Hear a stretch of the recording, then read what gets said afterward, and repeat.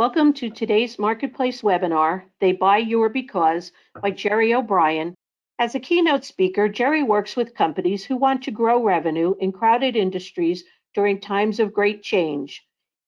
He teaches a simple but powerful framework of influence that gets customers to choose you versus all the other options. Jerry is known for the power of because, the missing link that generates sales and launches companies out of the sea of sameness. He spent years as marketing and strategy executive building brands at P&G such as Tide, Mr. Clean, Spick and Span, and Crisco. Then he managed the Coors Light brand, was VP of Marketing for Quiznos, and most recently VP of Marketing for Red Robin. His experience as an executive with billion-dollar brands like P&G, Coors, and Red Robin are the foundation from which he has created this framework of influence. Any company of any size can be as effective as billion-dollar brands with a few key strategies. Jerry, welcome, and the session is now yours. That's great. That was quite an introduction. You might have to send that to me. That's good. That was awesome. So today, normally, folks, what I speak about is how do you influence? How do you influence customers to buy from you? How do you influence employees to work for you or join your team or join your staff? We all need to influence people in the courses of our business or whatever our jobs are, whether it's marketing or sales or owning a company. But now we're in a unique situation. As we all know, we're in this crazy environment where everything in our businesses have been disrupted. And normally I speak about change and disruption because it's always happening in every single industry. Well, it doesn't happen normally like this. So we're in a unique situation. So I thought I would spend a little bit of time in the beginning of the presentation talking about what do you do in a situation right now where you're not really selling right now. You shouldn't really be selling right now because people aren't in a buying mindset right now unless you're selling something like hand sanitizer, right? Or masks or something that is related to helping people in the situation that they're in. So as our businesses are being disrupted, as our customers are being taken away, what are the things that we should be doing now? And then what do we need to do now to plan for our future? So we're going to do two things. We're going to talk about some of the things that we should all be doing now.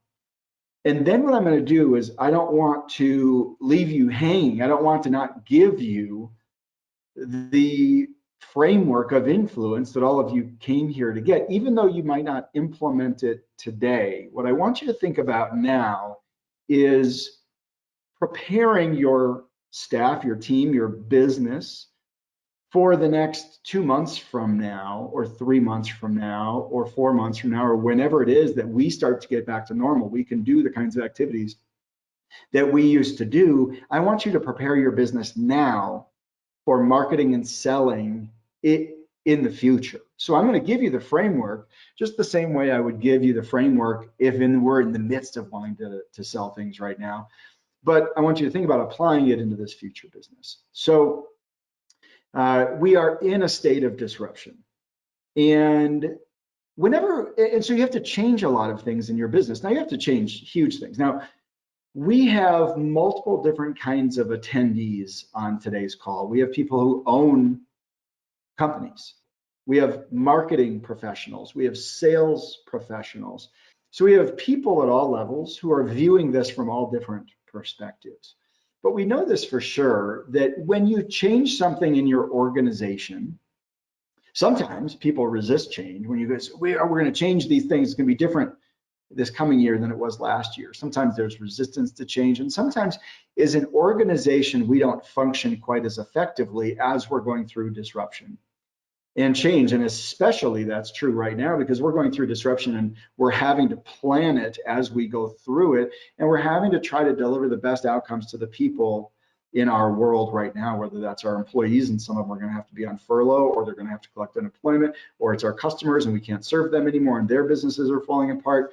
We've got to navigate this disruption. And I'm going to show you a chart that is a sort of a visual representation of what can and hopefully will be the opportunity for you, whether you're staff, marketing, sales, or an owner we're all leading our teams right now and our companies right now through this disruption. Tiger Woods in 1996 was 21 years old. It was the first year he ever played on the PGA tournament. And in 1996, at age 21, he won 25% of all the PGA tournaments that he entered.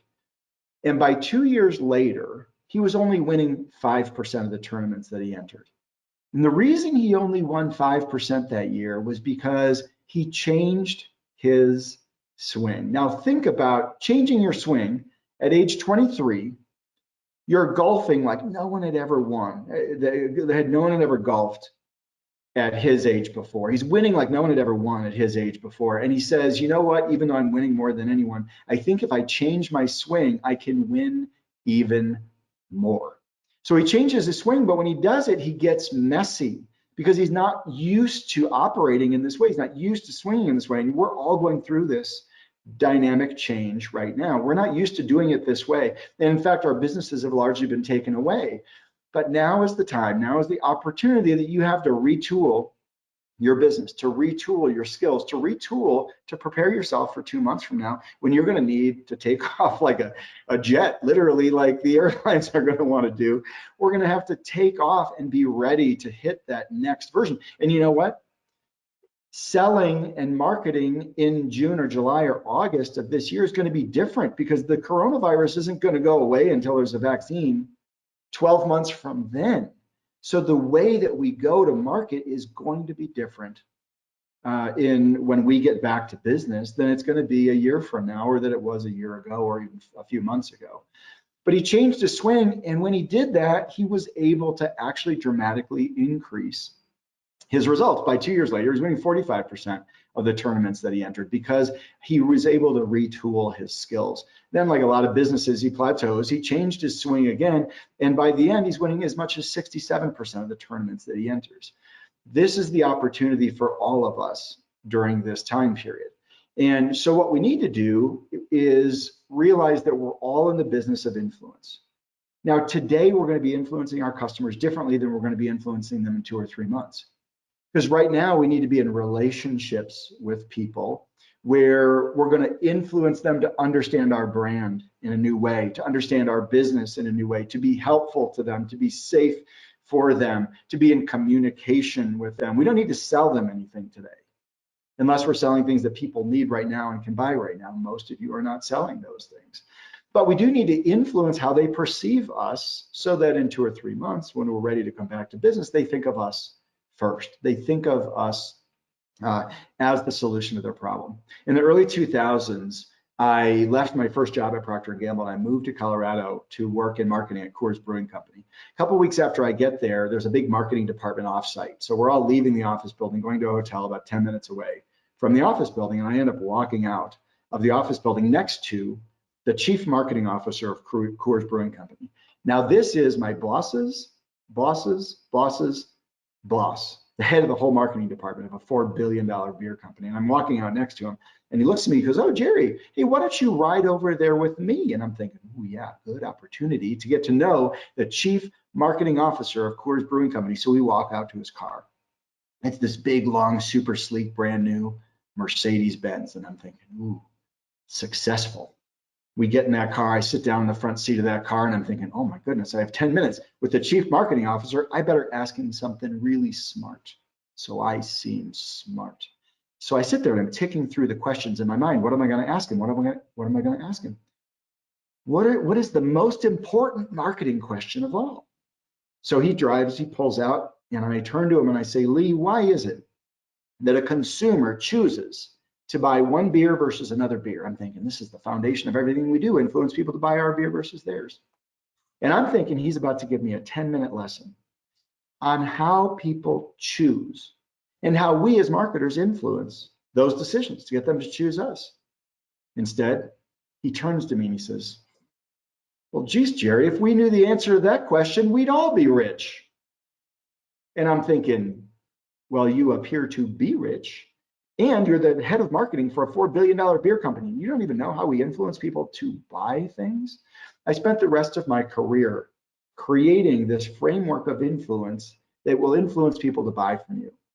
And I want to give this to you today so that you prepare and retool your organization so that when we're ready to go back to marketing and selling, you have thought about how to implement this framework in your businesses.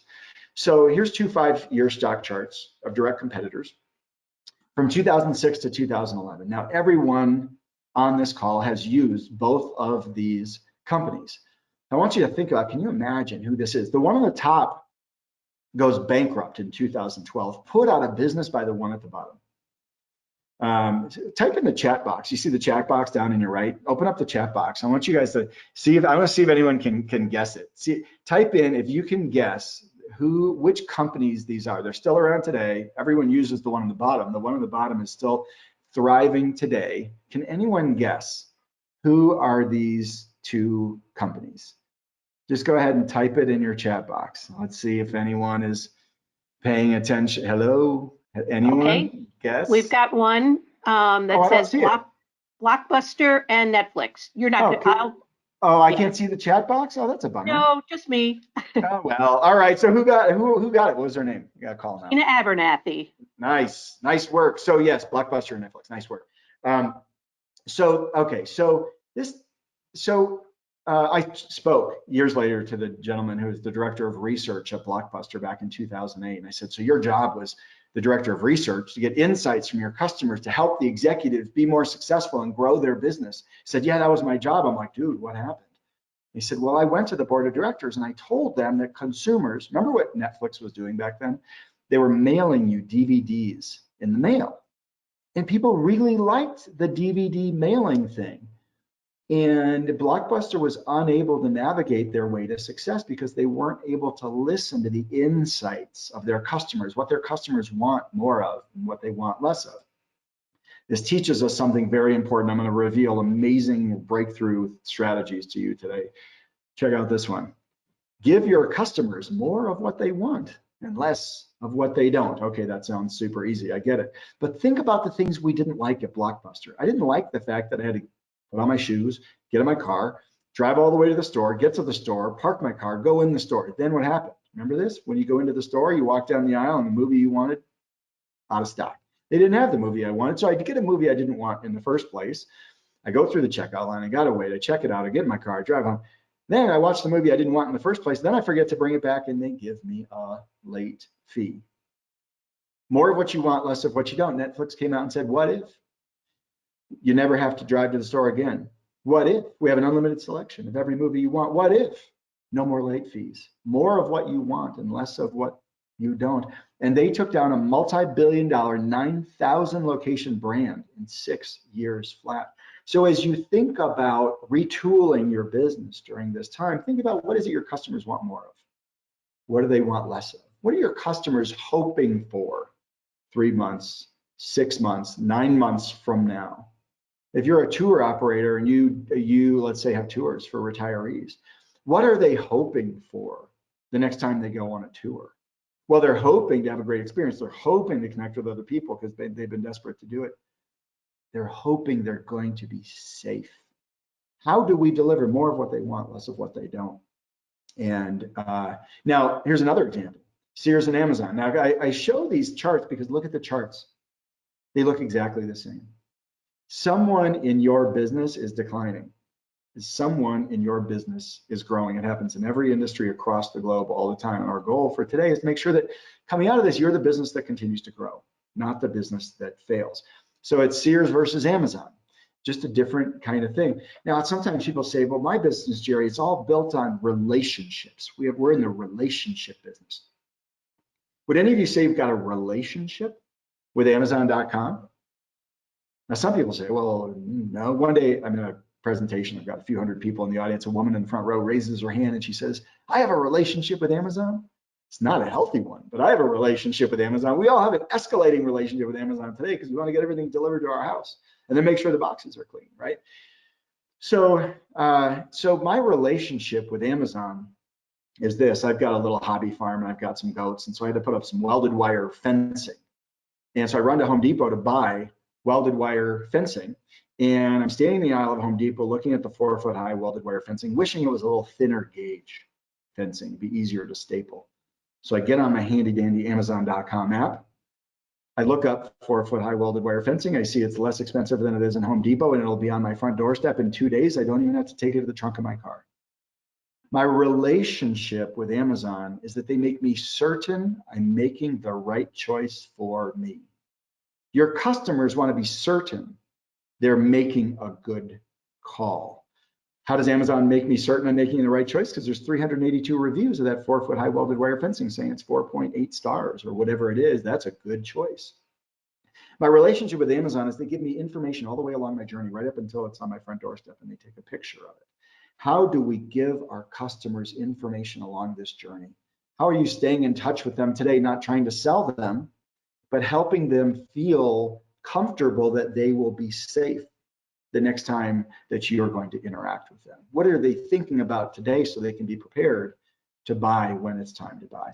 My relationship with Amazon is they have an unlimited selection of all the things I want, and they make it easy for me to navigate my way through my choices.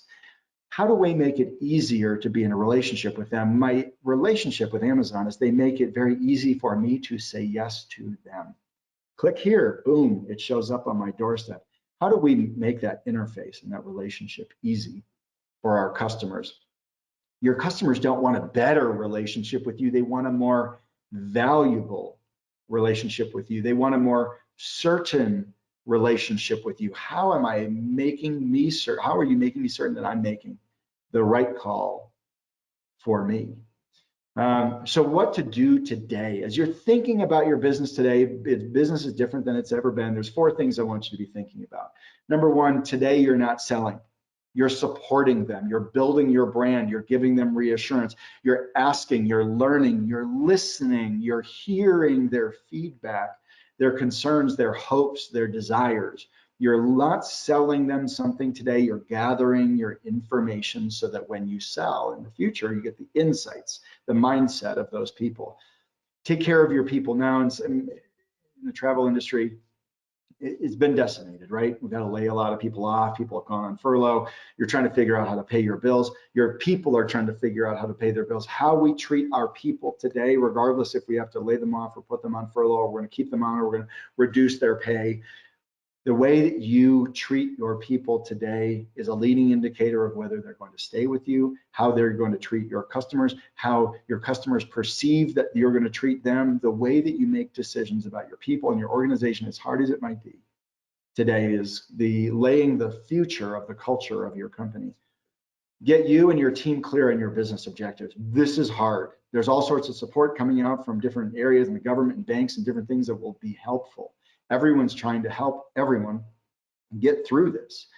But be clear on what is it that you need to do in your business to stay in business. At the end of the day, we have to survive or everyone loses. What do you need to do today? I was on the phone with a distributorship the other day, and their thing is they distribute food to restaurants. Well, their volume is down 50, 60, 70%.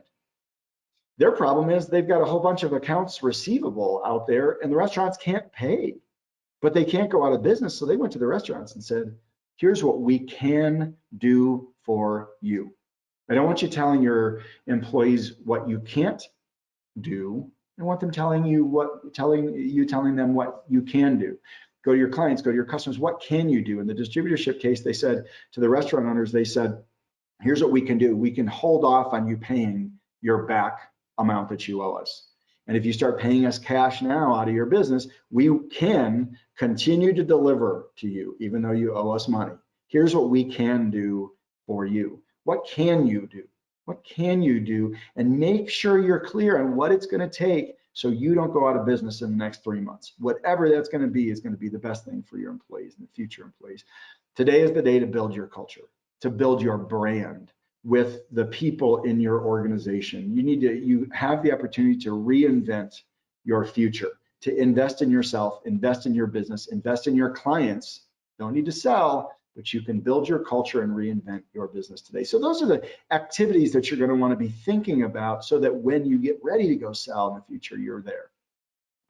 So now we're going to get into the influence framework. In order to understand how to influence people, we have to know how people choose so we can influence those choices.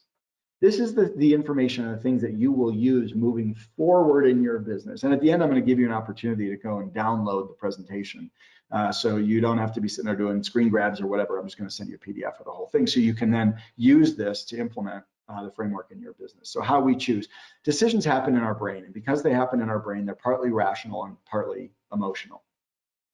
For hundreds of years, economists have been trying to convince us that all decisions are rational, logical decisions. Prices go up, demand goes down. Prices go down, demand goes up. But we know that it's more than that. Not everyone is logical in how they make decisions. For 120 years, marketers have been trying to convince us that all decisions are emotional decisions. We make emotional decisions. And we know that we do that. We make emotional decisions. The 2002 Nobel Prize winner in economics was not an economist. He was a psychologist who proved how our brains actually process these decisions. And what he discovered was that what actually happens is we make emotional decisions, but instantly our gut, our subconscious, our brain tries to justify that emotional decision with logic, with a rational reason why that's a good decision. If you've ever had buyer's remorse, like you bought something and then later you're like, oh, I don't know, that might not have been a good idea, that was a bad decision. The reason we get buyer's remorse is because we made an emotional decision, but there's no good reason. Your gut, your subconscious, your brain is looking for proof that that was a good call. And if you don't have that, you don't choose to tend to say yes to those things. So we as marketers and salespeople need to deliver this, a rational reason to make the emotional decision. Now I'm going to show you examples of this and how this works and how it doesn't work. So you can think about your organization and your business about how you do deliver a rational reason when you're trying to get people to make that emotional decision. So there are 4 questions in the framework of influence. Now these case studies generally are going to have nothing to do with your business, but they have everything to do with you learning how to deliver this framework of influence in your business, how to implement the framework in your business. So the case studies are just interesting case studies, and we're going to apply it to your business. So question number 1, who are your ideal customers? Here's a case study about an auto repair shop in Denver, Colorado. He had always wanted to be an entrepreneur. He was a certified auto mechanic, so he opened up a 2-bay auto repair shop. He leased a building on 6th Avenue, and he called it 6th Avenue Auto. And because he wanted to serve the most kinds of customers, he limited his focus to only 2 types of cars. Yeah, imports and domestics. I think that's all of them. Because like a lot of business owners, he wanted to serve the most people so he would have the biggest business possible. Well, what happened was nobody came in. So he started marketing. He put out door hangers all within 3 miles around because he thought his customers were all within 3 miles around. People started to flood, and the door hanger said, come into 6th Avenue Auto for a $20 oil change. People flooded in for a $20 oil change, and then nobody came back. But he realized, he said, Jerry, do you know what I realized when all those people came in? Now he's getting insights, right? He's getting in the mindset of the customer. I said, what did you realize? He said, well, it seems like a lot of people in this neighborhood, they drive Audis and Volkswagens. Oh, okay. He said, yeah. So I went to my website. I changed my website to say, we specialize in Audi and Volkswagen specialists. I was like, dude, that sign out front is not an Audi or a Volkswagen. He's like, I know, the sign was real expensive. It was $2,000 and I didn't have any money. So I couldn't afford to change the sign. So I just changed my website. We specialize in Audi and Volkswagen. I said, what happened? He said, well, people didn't come in from within 3 miles around. People started coming in from all over Denver. He said, you know why? Now he's got the insight. I said, why? He goes, turns out there's a lot of people out there that don't want to pay to go to the dealership, but they do want to go to someone who specializes in their kind of car. So he narrowed his focus and he tripled his business in 18 months. Now, as you think about coming out of this, who is your ideal customer? Narrowing your focus. Who do you serve the best? Who do you really now want to get? Now, that doesn't mean you can't serve 5 different kinds of customers. You can. The key is to make each of those customer types feel like you do something specific that's relevant just to them, to make them feel like you understand what's important to them. The specificity drives your business. The more specific you can be about who you're going after, the better insights you get about what's the mindset of that individual, of those individuals in that group, the better able you are to deliver something unique and important to those individual people. That takes us to question 2. What are your insights? What is the mindset of the people that you are trying to influence? Remember, what do we want more of?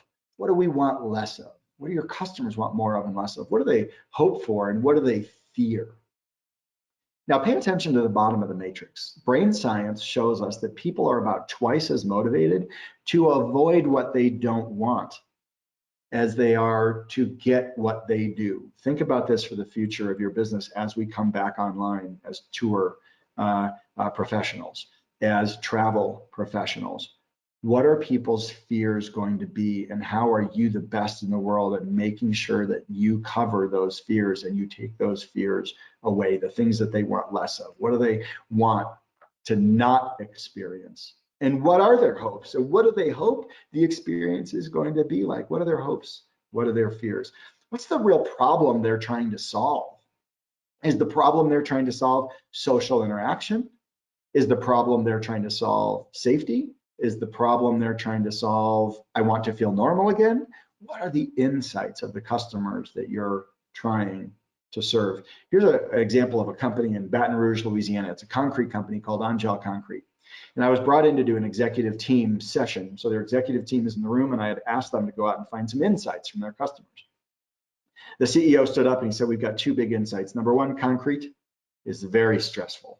It's the foundation of everything. So everything is built on top of the concrete. So when we pour the concrete, very important day on the job. I said, good, what's the second insight? He said, well, we talked to a bunch of our customers, and what we heard was that they are scared of our drivers. And we all sort of laughed. But what came out of that was that they brought all their drivers in. Their drivers are the front lines. Many of you know this. Your drivers are the front lines. Your frontline people are your front lines people. They were scared of their drivers. Now, I'm going to assume in the tour business, we get happy, fun drivers. Concrete, maybe not so much. And they brought all their drivers in and they said, you are the front lines of our business. You are our brand ambassadors. You are the most important people in our organization. They gave them new shirts. They gave them name tags. They gave them cell phones. They gave them business cards with their name and their cell phone numbers on the business card, and they trained them. They said, when you get to that site, you get down out of that truck, you walk across the site, you look in the eye of the person, you shake their hand, you introduce yourself using your name. And you tell them, my job today is to make your day stress-free. And anything you need me to do, here's my cell phone number, here's my business card, please call me. I'm gonna make your day stress-free, because we know that this is a stressful part of the build. That changed the culture of the organization of Angel Concrete. Now, until recently, drivers were the hardest people of all to hire. You couldn't hire, as you guys know, you couldn't hire drivers. And all of a sudden, if you want to be a concrete truck driver in Baton Rouge, you want to work for Angel because they said you're important. They give you training. They give you the tools for success. What are the training and the tools and the things that we need to deliver now for our employees of the future so that we help them deliver success? What are the training and the tools and things we need to deliver to the people that interface with our customers to make them the most successful? Insights. The smallest of insights, they're scared of our drivers. The smallest of insights can change the entire culture of your organization. Understanding the hopes and the fears of the consumers that you are about to deliver tours to, or that you are about to engage in the world. Insights drive everything that will drive the training, the culture, and how you build your organization in the future. Question number 3, what's the outcome? So many times in business, we talk about ourselves. We want to talk about ourselves. Let me tell you about our tour, about our business, about our attraction, about our hotel. What do your customers care about more than you? They care about themselves. Number 1, in fact, the age-old marketing question in marketing is, hey, who wants to buy a drill bit? The answer, of course, is nobody wants to buy a drill bit. They want to buy a hole. They want to buy the outcome of the drill bit. Now, I showed this to a speaker friend of mine, and she said, Jerry, I don't get it. I said, no, it's not about the tool. It's about the outcome for the person who pays you, the person who gives you the money. That's what it's for. She said, I don't want to buy a drill bit or a hole. She's like, I want to buy my shelf on the wall with all of my books on it. I want to buy the end game. I want to buy what's in it for me. And so I want us to all think about what is the outcome that we're going to promise to our customers as we come back online. What is the outcome that we're going to promise to our employees in the future to help build the culture of our organization? What promises are we going to make to them to make their future look more certain and brighter than their current present is? What's the outcome that we want to deliver? The outcome is about them. It's about the people that you are trying to influence. Your outcome is about your customers. It's about your employees. It's about whoever it is that you are working on influencing today. What's in it for them? Then and only then do you get to the next part of my presentation. This is the thing that people implement in their companies that changes the trajectory of their success. This is a future-facing thing I want you to be prepared to implement in your business. It's called, what's your because? This is the thing that I'm known for. It's the whole original title of the presentation is how to finish the sentence of influence. Remember earlier when we talked about the economists, and the conclusion was that our brains need a rational reason to make the emotional decision. We need proof. Here's what happens when we're making these decisions, is we want to make a decision that is such that we could, if someone challenged us on our decision, we could justify our decision to someone else. Say, no, this is a good call because. You're going to say the word because, and you're going to prove why it was such a good call. You got to maybe prove it to your boss. You got to prove it to your spouse. You got to prove it to your parent. You got to prove it to your father-in-law. People want to be able to prove it to someone else. And I'm going to show you how to finish that sentence of influence. No, this is a great decision because. And that because is that rational reason that people have made the emotional decision. So the power of because. In the early 1980s, there's a woman named Ellen Langer. Ellen was the first ever female tenured professor at Harvard. She's a sociologist. And she studied how people were influenced to say yes to this versus that. And here's how she did her original landmark study. There was a Xerox machine in the library at the university, and there's always a lineup of people waiting to use the Xerox machine. And so she would have a student walk and try to cut in front of the line by saying different things to see which things were the most influential. At first, she had the student walk up and say this, excuse me, I have 5 pages. May I use the Xerox machine? That got 60% of the time. That's our benchmark. People just being nice. But we're trying to be more influential.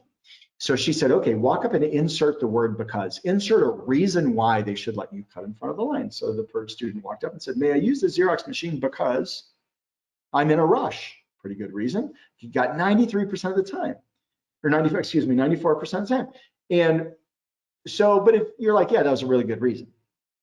She said, okay, what if you walked up and said because, give them a reason, but what if it's just nonsensical? What if the reason doesn't make any sense? Try this.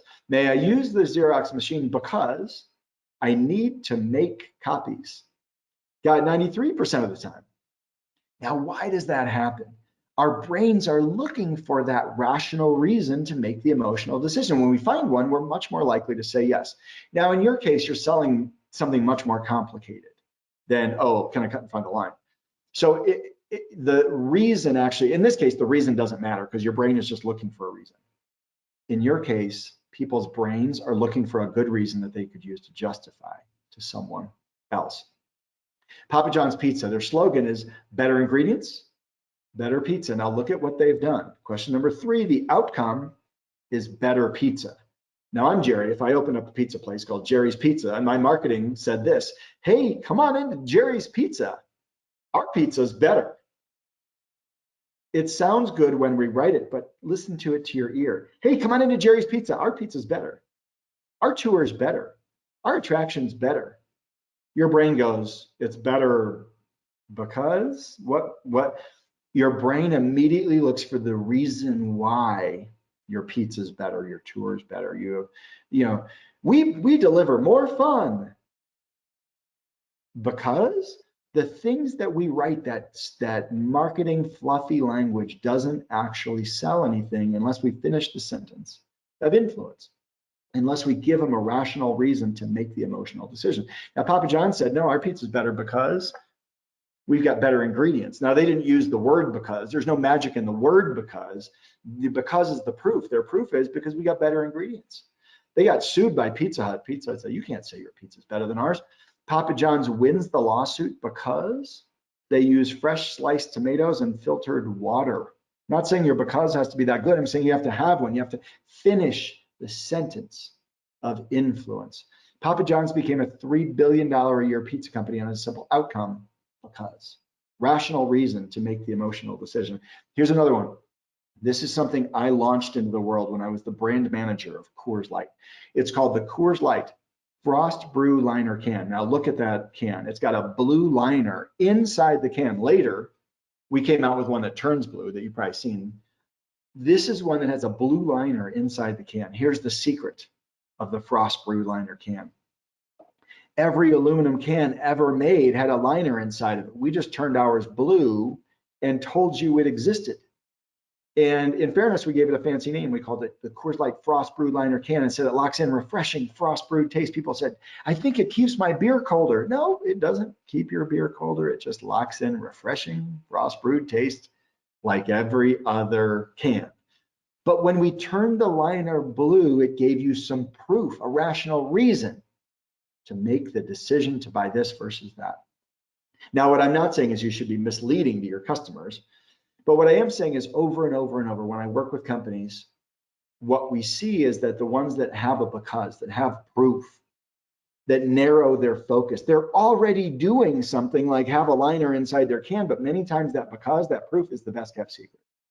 We need to take the proof that you're going to deliver on the insights of your customers and put it front and center when you start selling again. What's your blue liner? What's your proof that your customers are going to have fun? They're going to be joyful. They're going to be safe. They're going to have the connection that they're looking for on their next trip. I'm going to do one final case study because this kind of ties it together about car buying. The insights. What are the insights about the mindset of a customer in car buying? What do they want more of and what do they want less of? What do they hope for? What do they fear? What are their frustrations? Right? We all know you go buy a new car and you got to talk to the salesperson. Then you've got to negotiate the price, which we all hate. And then when you negotiate the price, they run to the manager and say, well, we got to go talk to the manager. Why do we need to talk to the manager? Then it takes forever because when you're done with that, then you got to go to finance and then you got to, and it takes forever. There's a BMW dealer in Colorado called Shop BMW that changed their entire model. They said, you will talk to one person. We will sell you the car for one price. It's right on the window, no negotiating, and you'll get out of here in 1 hour. They took the insights of the customers and they turned it into an entirely new focus. Everyone in their organization is trained, has the tools to talk about one price, one person, 1 hour. All their advertising talks about one price, one person, 1 hour. Insight, outcome, because, one price, because, one person, because, 1 hour. What's your because? Shop BMW sells more BMWs to people who live all the way down in Colorado Springs, an hour and a half away, than the BMW dealer who's in Colorado Springs, because people want to have certainty, have speed, and have just deal with one person and don't get the runaround. Your because makes what you say more believable. I believe that you're going to deliver it because you've given me proof. And it makes it more repeatable. I'm going to tell other people about this because I know now what to say on your behalf. What's your because? What's the proof that you can deliver what you say you're going to deliver? So your because is about you. Your because is about you. What do you do to deliver the outcome for them? What do you do? What are the things that you've implemented to make sure that people are safe? What do you do that makes it more fun? What do you do that drives connection and excitement in your environment? What do you do for me that are based on the insights of the customers that you're trying to serve? Your because is about you. So they buy your because, they buy the proof that you're going to deliver what you say you're going to deliver, and then they'll repeat it to others on your behalf. If you want to get a copy of the presentation, you can send a text message with the word because to the phone number 33777, and you'll automatically get, it'll text you back and then it'll have you put your email address in, and then the presentation gets automatically emailed to you. So you'll see a PDF. In fact, the PDF that you're going to get will have even more slides in it than you saw today, because this is a condensed webinar version of the presentation. There's my email address. If any of you want to email me directly, please do. If you want to connect with me on LinkedIn, that's the correct spelling of my name, please do.